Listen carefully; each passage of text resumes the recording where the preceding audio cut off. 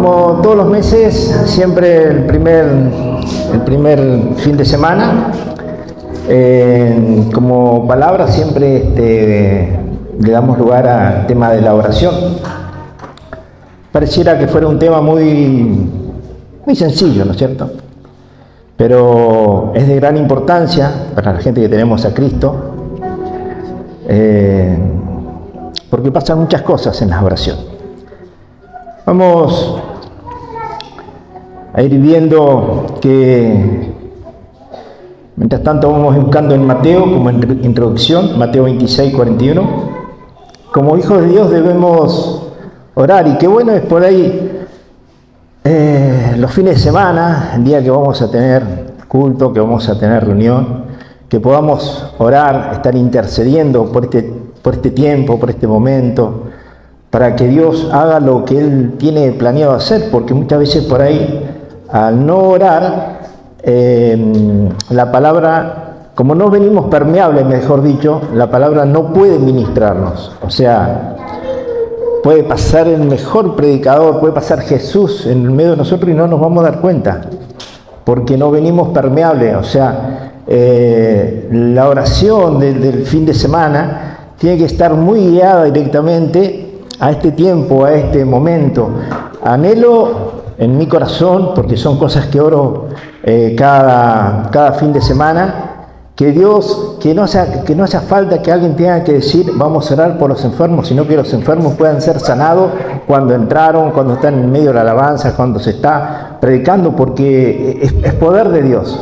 O sea, pero debemos orar, eso es indiscutible. Como hijos de Dios es lo que necesitamos. O sea, la oración no tiene que ser ni una carga ni un peso, pero sí un disfrute, porque si no podemos disfrutar, lamentablemente después, bueno, no llegamos a la reunión por un motivo, no llegamos a la reunión por otro motivo, y podemos ver lo que dice la palabra. Velen y oren para que no sean a la tentación, porque el espíritu está dispuesto, pero la carne o el cuerpo es débil. O sea, Jesús nos está diciendo eso, ¿no es cierto? Porque el enemigo siempre de una forma u otra va a utilizar la tentación para abortar los planes de Dios que tiene para con nuestras vidas. Y como hijos de Dios tenemos que saber que nosotros somos santos, somos intachables, somos irreprochables. Como iglesia es una posición que Dios nos da. Yo no soy santo por lo que hago o dejo de hacer, soy santo porque Dios, a través de su palabra y a través de la sangre de Cristo, determinó que yo soy santo. Por una posición que me da como iglesia. Esa posición a mí, ¿qué me hace? Me permite entrar a su presencia, porque los hijos disgustamos y disfrutamos de la presencia de Dios. Tenemos que aprender también en oración que Dios nos vaya revelando y aprender a declarar la palabra de Dios. Pero eso es una práctica que debemos ir haciendo para que eso tenga resultado en nuestras vidas. En Juan capítulo 4, versículo 1 al 11, un texto muy conocido.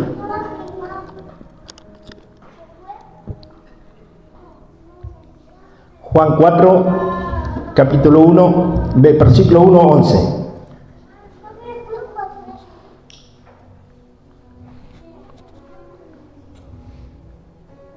No, ese no es el. No es el. Bueno, vamos a buscar, lo tengo yo, o yo me equivoqué en escribirlo. Lo leo de acá. Luego el Espíritu llevó a Jesús al desierto para allí tentarlo. El diablo durante 40 días y 40 noches ayunó, Cristo ayunó, después él tuvo mucha hambre. En ese tiempo el diablo se le acercó y le dijo: si eres hijo de Dios, di a estas piedras que se conviertan en pan. Jesús le dijo: no, las escrituras dicen, la gente no solo vive de pan, sino de cada palabra que sale de su boca.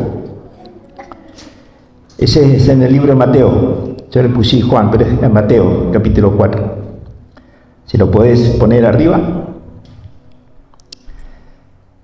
Versículo 5. Después el diablo lo llevó a una santa ciudad, Jerusalén, al punto más alto del templo. Si eres hijo de Dios, tírate, pues las Escrituras dicen, Él ordenará a sus ángeles que te protejan y te sostendrán con sus manos para que ni siquiera te lastimes el pie con una piedra. Jesús le respondió, la Escritura también dice, no pondrás a prueba al Señor tu Dios. El diablo lo llevó a la cima de una montaña muy alta, le mostró todos los reinos del mundo y la gloria que hay en ellos. Te daré todo esto si te arrodillas y me adoras. Vete de aquí, Satanás, le dijo Jesús, porque la Escritura dice, adora al Señor tu Dios, sírvele únicamente a Él. Entonces el diablo se fue y llegaron los ángeles a cuidar a Jesús. Texto muy conocido, con algo que el enemigo lo viene a tentar a Dios, es a Jesús con su identidad de hijo. Primero vemos que Jesús estuvo ayunando 40 días, 40 noches. Y podemos ver que el enemigo le viene y le dice a Jesús, si eres el Hijo de Dios. O sea, lo desafía en su identidad. ¿Pero por qué? ¿De dónde le conoce Jesús? ¿De dónde, mejor dicho, lo conoce el diablo a Jesús? De la eternidad. Ese es un lugar donde ya se conocían, porque el diablo fue echado de la presencia de Dios. Entonces, el enemigo lo conocía al Cristo vivo. Jesús fue el cuerpo que necesitó para que la naturaleza de Cristo habitara en él. Entonces, el enemigo sabe que el Hijo de Dios tiene poder, o sea, porque el enemigo sabe el poder que tiene Dios y sabe el poder que tiene el Hijo de Dios. Entonces lo tienta primeramente con su identidad.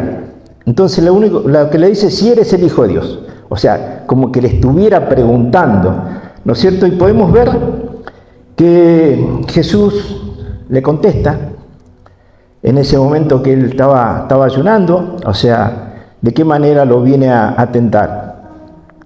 Es muy básico. O sea, el enemigo, ¿qué hizo? Dijo, bueno, este está ayunando, ¿qué va a tener? Hambre. O sea, lo vamos a tentar con un San Ramón. O sea, y fue sencillo y lo va a tentar de esa manera. Pero Jesús, a su carne, al cuerpo, no tenía problema con el hambre porque él dominaba el hambre. O sea, si podía dominar el hambre, podía dominar otras cosas para estar ayunando. Porque si hay algo que en el ayuno, me decía la vez pasada el pastor, en el ayuno hay que achicharrar la carne. Entonces, una de las cosas que pasan son esas. Entonces, el enemigo, ¿qué hace? Lo tienta a Jesús, en primer lugar, con sus necesidades, con lo que podía anhelar o podía estar deseando. Entonces, lo tienta por ese lugar. Después, sigue más adelante, le dice, lo vuelve a tentar, ¿no es cierto?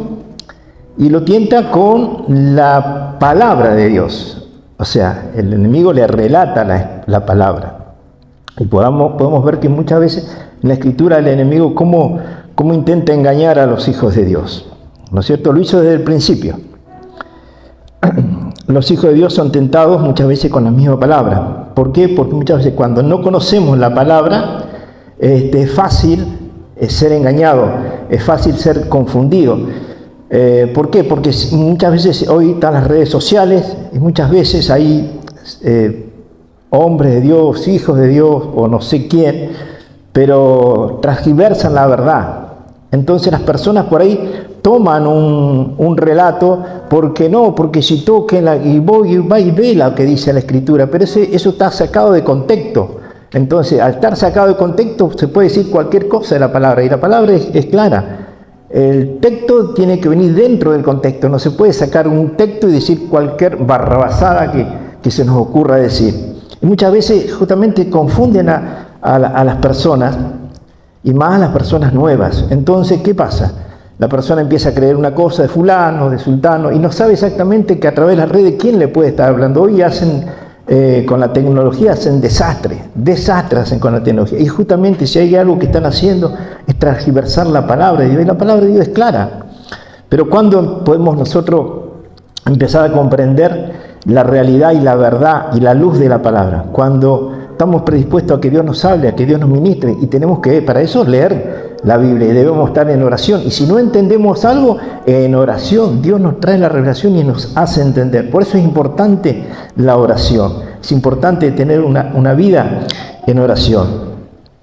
En Mateo, ahora sí, espero no haberme confundido, capítulo 6, versículos 21.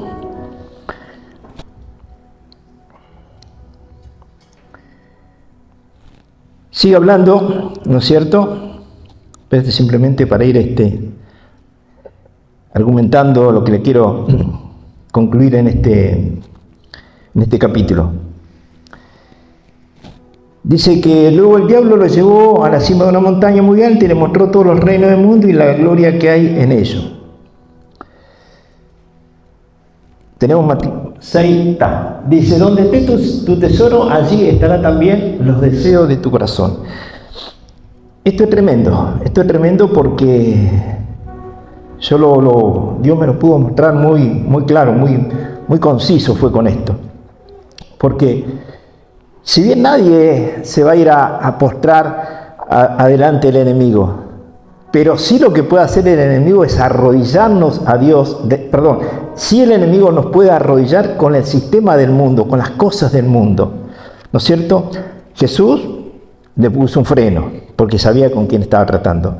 Pero miren que en la última parte, en el versículo 8, dice, luego el diablo le llevó, o sea, no le dijo si eres, no le volvió a preguntar. Las dos tentaciones anteriores le preguntó si era. Ahora ya en el versículo 8 le dice que directamente el diablo lo llevó a una ciudad muy alta. O sea, ya no le preguntó quién era, porque sabía que medianamente con quién estaba hablando, sabía que había alguien que tenía autoridad. Entonces no podía engañarlo así nomás, sencillamente. Pero podemos ver que el enemigo hoy en día te puede dejar arrodillado con el sistema del mundo. Hacemos un paréntesis. Es bueno tener trabajo, es bueno tener unas comodidades, es excelente. Es bueno tener buenas remuneraciones en los trabajos, ¿no es cierto? Salarios bien pagados. Y el enemigo con las cosas que Dios nos da, que Dios nos provee, si no la puede robar, si no nos puede robar eso, una de las cosas que va a intentar hacer es corrernos, apartarnos de eso. ¿Pero por qué? Porque si nos da un trabajo estable, en ese trabajo estable ya venimos pensando una cosa, pensando esto, comprar aquello. Entonces una de las cosas que hace el enemigo a través de eso, ahí nuestro tesoro lo ponemos en el trabajo. Porque el trabajo pasa a ser más importante que Dios mismo. O sea, no nos damos cuenta. Porque el trajín, el vorágine nos va llevando y no nos damos cuenta que hay cosas que ponemos en nuestro corazón que es más importante que Dios. Y nosotros como hijos de Dios, si hay algo que tenemos que tener y cuidar, es el real tesoro que tenemos dentro de nuestro corazón, que es el Cristo vivo, cuidar la vida del Hijo. Entonces, el enemigo es muy práctico, va a seguir siempre tentando con una cosa, con otra, pero el enemigo siempre intenta utilizar la tentación. ¿Para qué? Para sacarnos del plan y del propósito de Dios. Nosotros debemos cuidar ese tesoro que tenemos dentro nuestro. Y si hay algo que hace el enemigo, es soltar lazos. La Biblia nos enseña, dice, ¿levantará el lazo del cazador si no agarró nada? No lo levanta, los deja tendidos. ¿Por qué? Porque sabe que alguien siempre pasa por ahí. Entonces, en algún momento, dice el enemigo, algo voy a agarrar, un pajarito, algo me voy a cazar. Entonces, el enemigo es muy básico. Pero el tema que por ahí, estamos flojos de oración, estamos flojos de ayuno, entonces es mucho más fácil para el enemigo poder engañar nuestras vidas. Génesis capítulo 21, versículos 9, 10 y 11.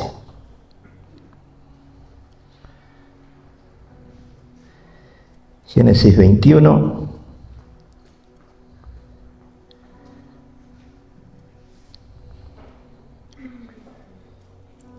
Vamos a ver una historia. Pero Sara vio que Ismael, el hijo de Abraham, y de su sierva egipcia Agar, se burlaba de su hijo Isaac. Entonces ella se dirigió a Abraham y le exigió: echa fuera a esa esclava y a su hijo. Él no compartirá la herencia con mi hijo Isaac, no lo permitiré. Esto disgustó mucho a Abraham, porque Ismael era su hijo. ¿Qué podemos ver? Acá pintó de todo, ¿no es cierto? Una de las cosas que por ahí les puede pintar, para que puedan tomar esta decisión, de que Abraham tenga que echar a Agar y a su hijo, fueron los celos de la esposa de Abraham, de Sara. Podemos ver, ¿no es cierto?, que ella es echada, la saca de su casa, la echa, que vaya con su hijo. Continuamos también el libro de Génesis, en el versículo del 14 al 19, también del mismo capítulo 21. Y acá sigue relatando, ¿no es cierto?, la historia. Dice que así que a la mañana siguiente Abraham se levantó temprano, preparó comida y un recipiente de agua y amarró todo a los hombros de Agar. Luego la despidió junto con su hijo y ella andaba errante por el desierto de Beerseba. Cuando se acabó el agua, Agar puso al muchacho en la sombra de un arbusto. Entonces se alejó y se sentó sola a unos 100 metros de distancia, se echó a llorar y dijo: no quiero ver morir al muchacho. Pero Dios escuchó llorar al muchacho y el ángel de Dios llamó a Agar desde el cielo: Agar, ¿qué pasa? No tengas miedo, Dios ha oído llorar al muchacho allí tendido en el suelo. Ve a consolarlo, porque yo haré de su descendencia una gran nación. Entonces Dios abrió los ojos de Agar y ella vio un pozo lleno de agua. Enseguida llenó su recipiente con agua y dio de beber al niño. Podemos ver la historia. Abraham tiene que comunicarle que se tiene que ir con su hijo. Y fíjense en que para el viaje solamente un poco de comida y agua le dio. Imagínense en Abraham, era un hombre prosperado. Abraham tenía camello, tenía vaca, tenía toro, tenía oveja, tenía burros. O sea, era un hombre que tenía mucho poder adquisitivo. Y sin embargo, Abraham simplemente le dio agua y comida. O sea, bien amarrete, ¿viste? O sea, si miramos así textualmente podemos ver la situación, decir cómo se va a comportar si es su concubina, es la mamá de su hijo, cómo se va a comportar de esa manera con ellos, echándola así de esa manera, y encima no le dio nada para el viaje. O sea, el agua se le iba a terminar, la comida se le iba a terminar, como pasa en el desierto de noche hay mucho frío y de día mucho calor. Entonces la situación para Agar era crítica. Ella empezó a viajar por el desierto, hasta que llegó un momento, relata la Escritura, dice que se quedó sin agua. Relata que se quedó sin agua, y sale a su encuentro Dios, habla a Dios a su vida, y una de las cosas que le dice, ¿por qué tenés miedo? O sea, el miedo a morir. Ella quedó paralizada esperando la situación, circunstancia que suceda. Total, en el desierto no tenés agua y te vas a morir deshidratado, sí o sí. Entonces, la situación que ella estaba pasando era muy tétrica, muy dura. Entonces, ella se largó a llorar, ella, el hijo, se apartó del hijo más o menos como a 100 metros, dice la Escritura, para no verlo morir. Pero el miedo abrumaba su vida, el miedo no la dejaba avanzar. El miedo no le permitía ni siquiera poder clamar a Dios, simplemente se largó a llorar. Lloraba, dice la Escritura, y lloraba hasta que Dios sale a su encuentro. Y una de las cosas que Dios le dice: no tengas miedo. Y otra de las cosas que hace Dios, le abre los ojos, dice la Escritura. No dice que le hizo un pozo y le puso agua, no, dice que abrió sus ojos para que ella pudiera ver el pozo con agua. Y muchas veces, producto del mismo miedo, ¿no es cierto?, que es un miedo que te paraliza, que no te deja avanzar, un miedo de decir, no, que no se entere esta situación, que no se entere esta cosa, porque me van a descubrir, qué sé yo. Entonces ese miedo muchas veces no nos permite ver, ¿no es cierto?, el plan y el propósito de Dios. Ese miedo no nos permite avanzar, ese miedo no nos permite caminar. En ese miedo que tenemos, no vemos nada, no entendemos nada, porque en el medio del desierto, ¿qué vas a ver? Pura arena, nada más. Y muchas veces nosotros como hijos estamos así, ¿no es cierto? Que no vemos nada, no nos llama nadie, no entendemos una cosa, no entendemos otra, pero en el desierto pasan cosas. A Agar le pasó algo muy hermoso. Poder crecer, poder madurar, poder escuchar a Dios. En el desierto, Agar fue tratada por Dios. Tuvo que pasar un determinado proceso. En el desierto Dios le habla a Agar y le da la promesa para su hijo. Dice, bueno, acá tenés el agua, de acá a partir adelante, seguí para adelante. Pero yo no me quiero solamente detener ahí, sino que también quiero ver del mismo capítulo, el capítulo 21, pero el versículo que nos pasamos por un motivo especial, el versículo 12 y 13. ¿Por qué Abraham se había comportado así? Estamos en la misma historia, ¿no es cierto? Salimos algunos versículos anteriores, los últimos, ahora el versículo 12 y 13. Pero esto ya cuando Sara le había dicho a Abraham que echara a Agar y a su hijo. Después viene esta contestación. Pero Dios le dijo a Abraham, no te alteres por el muchacho y tu sierva. Haz todo lo que Sara te diga, porque Isaac es el hijo mediante el cual procederán tus descendencias. Yo también haré una nación de los descendientes del hijo de Agar, porque él también es hijo tuyo. O sea, Abraham, ¿qué hizo? Hace caso, es obediente a lo que le pide su esposa, pero ¿por qué? Porque cree en la promesa de Dios. Cree en la promesa que le dio a través de la palabra. Dios le declara una palabra, entonces Abraham dijo, acá el que la va a sostener, la va a sustentar, acá el que le va a proveer, acá el que la va a cuidar, es Dios. Dios va a cuidar a ellos, Dios va a hacer lo que Él dijo que iba a hacer. Entonces vemos la palabra profética que Dios le suelta a Abraham, y Abraham, ¿qué hace? Obedecerle a Dios. Entonces, simplemente que Agar, obvio que no entendía y no comprendía esa situación. Muchas veces nosotros también, o mucha gente por ahí, que no entiende las circunstancias que está pasando, que cuesta entender, que cuesta comprender, que no vemos nada, pero Dios en esos momentos es cuando más se nos revela nuestras vidas. ¿Pero cuándo? Cuando oramos, cuando le buscamos, cuando nos aferramos al plan, al propósito de Dios. ¿Para qué? Para no volver atrás, porque el enemigo va a hacer fuerza. El enemigo va a hacer fuerza, no nos va a permitir tratar de que no veamos nada, confundirnos, mentirnos, engañarnos. Pero si estamos en oración, vamos a poder salir de esa circunstancia adversa, pero por intermedio de que Dios que Él tiene el control. Dios tiene todo el control, el pasado, presente y futuro. Pero eso por ahí nos cuesta ver, a nosotros como su pueblo, como iglesia, nos cuesta ver, y eso nos cuesta también avanzar. En Segunda de Reyes, para afirmar este concepto, Segunda de Reyes, capítulo 6.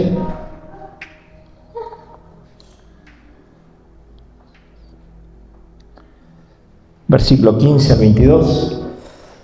Así que una noche el rey Aram envió un gran ejército con muchos caballos y carros de guerra para rodear la ciudad.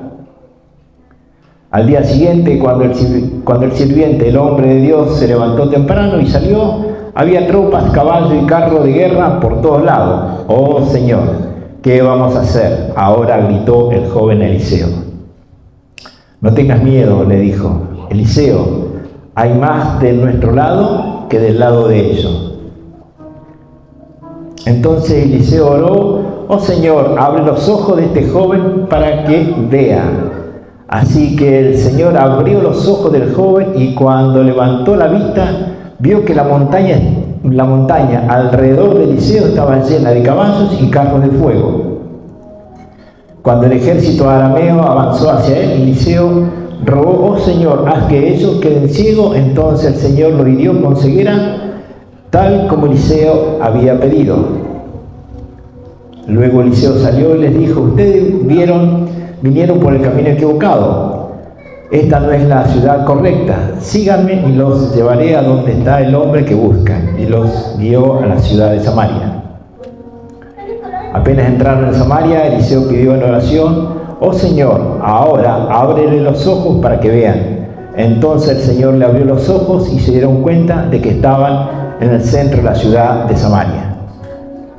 Cuando el rey de Israel los vio, gritó a Eliseo: los mato, padre mío, los mato. Claro que no, contestó Eliseo. ¿Acaso matamos a los prisioneros de guerra? Denles de comer y de beber, y mándalos de regreso a su casa con su amo. ¿Qué podemos ver en esta historia? Esta historia marca que este rey, ¿no es cierto?, de los de Aram, querían entrar en guerra con Israel. Entonces planificaban todo, pero Dios le revelaba a Eliseo cuál era la estrategia del enemigo. Entonces Eliseo iba y se lo comentaba al rey de Israel. Entonces cuando quería atacar el rey de Aram, se encontraba con que el pueblo de Dios ya estaba alertado, ¿no es cierto? Entonces ya estaba preparado para lo que venía. Entonces nunca lo podían agarrar de sorpresa a Israel. Entonces dice el rey de Aram: bueno, hay alguien que nos está mandando al frente, tenemos un traidor dentro del grupo nuestro. Entonces otros soldados oficiales dicen: no, le dicen, el tema es que ellos tienen a Eliseo, que es un profeta, y ese le cuenta todo al rey de Israel. ¿Qué vamos a hacer? Entonces este rey dice: bueno, vamos a hacer una cosa, lo vamos a buscar a Eliseo, lo vamos a buscar, lo traen donde está, y acá le vamos a dar para que guarde y para que tenga. Entonces el rey de Aram va a donde le dicen: no, Eliseo está en tal lugar. Entonces van y lo tienen rodeado, y podemos ver que el sirviente que tenía Eliseo, cuando salió, miró el día, miró el sol, se da cuenta con que tenía a todo el enemigo, lo estaba rodeando. Dijeron: acá estamos listos, estamos liquidados. Y Eliseo, con toda esa paz y esa seguridad, por lo que él creía en Dios, porque lo que él sabía de parte de Dios, porque él sabía quién lo guardaba, quién lo protegía, entonces Eliseo que le dice: Señor, abrile los ojos para que pueda ver la protección real de parte de Dios. Y justamente muchas veces en esas circunstancias, situaciones de peligro que pasamos, que nos bombardea uno, nos bombardea otro, por ahí nos cuesta ver o entender que Dios está al control de la situación, que Dios es un Dios grande y poderoso, y que nuestras oraciones en este 2024 es que Dios abra nuestros ojos, que podamos ver el triunfo de Dios a favor de nuestras vidas. Siempre el día cuando vivan su vida cristianas alegremente, y de esa forma tenemos que vivir nuestra vida cristiana, alegre, no importa la situación. Pablo decía también en otro versículo: pase lo que pase, alégrense siempre, que es la alegría protege nuestra fe, conforme a la palabra. Que podamos ver la mano de Dios y que nuestras oraciones estén siempre guiadas a su voluntad. Que Dios pueda abrir nuestros ojos. El enemigo, Dios se encarga del enemigo.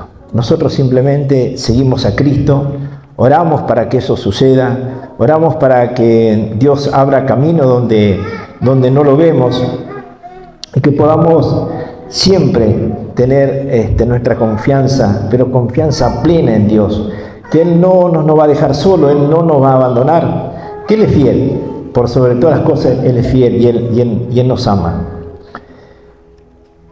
Para ir terminando,